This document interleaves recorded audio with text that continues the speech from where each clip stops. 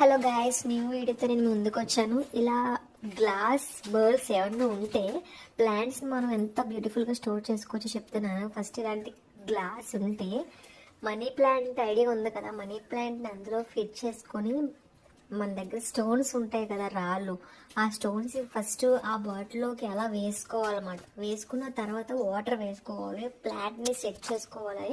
ఎలా అయితేనే ప్లాంట్ చాలా బాగా గ్రోత్ అవుతుంది.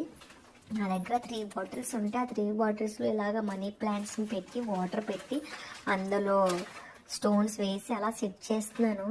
కానీ గ్రోతింగ్ చాలా బాగుంటుంది, చేంజ్ కూడా చాలా బాగుంటుంది. చూసారు కదా, త్రీ బౌల్స్లో నేను ఎలా సెట్ చేసి పెట్టాను. గ్రోతింగ్ చాలా ఫాస్ట్గా ఉంటుంది. నెక్స్ట్ వీడియోలో మీరు చూడాలనుకుంటే ఆ వీడియో నేను పెడతాను. ఈ 3 బౌల్స్ని ఎలా సెట్ చేసుకున్నానంటే అలా నీట్గా ఇలా సెట్ చేసుకున్నాను అనమాట.